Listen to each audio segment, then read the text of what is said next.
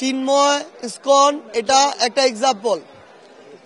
বাংলাদেশের অবস্থার অস্থিতিশীলতার জন্য যে কোনো ব্যক্তি যে কোনো গোষ্ঠী যদি কোনো অপচেষ্টা চালায় তাকে অন্তর্বর্তীকালীন সরকার বলি, আইন শৃঙ্খলা রক্ষাকারী বাহিনী বলি, তাদের জায়গা থেকে যেমন তারা ব্যবস্থা নিবে, আমরা ছাত্র জনতা তাদেরকে আমাদের জায়গা থেকে প্রতিহত করব।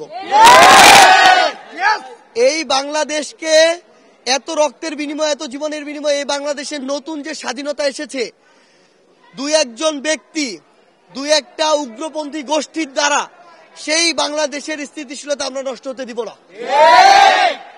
আমরা আমাদের জায়গা থেকে স্পষ্ট করে বলি, এই বাংলাদেশ একটি সাম্প্রদায়িক সম্প্রীতির দেশ।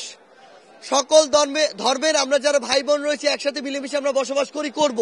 কিন্তু যে কোনো ধর্মকে ব্যবহার করে কোনো ব্যক্তি বা কোনো গোষ্ঠী যদি উগ্র সাম্প্রদায়িকতা এই বাংলাদেশের সৃষ্টি করার চেষ্টা করে এবং বিন্দুমাত্র অস্থিতিশীলতা সৃষ্টি করার চেষ্টা করে, বা আমার ভাই আলিফকে যেভাবে দিনে দুপুরে এভাবে উন্মুক্তভাবে একটা মানুষকে জবাই করে হত্যা করা হয়েছে, এরকম নির্মমতা বিভীষিকা যদি এই বাংলাদেশে আর বিন্দুমাত্র করার কেউ সাহস মাত্র দেখায়, আমরা আমাদের জায়গা থেকে দেখিয়ে দিব যে কিভাবে ছাত্র জনতা ঐক্যবদ্ধভাবে তাদেরকে প্রতিহত করে।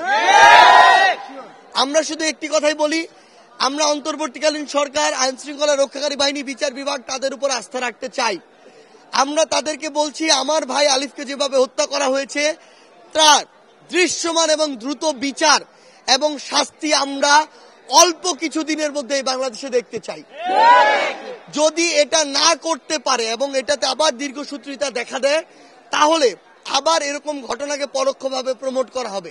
সেই জায়গায় আমরা দ্রুততম সময়ের মধ্যে এই বিচার দেখার অপেক্ষায়, এবং সেদিনই আসলে আমাদের এই যে স্বাধীনতা, সেই স্বাধীনতার আসল প্রাপ্তিটি হবে।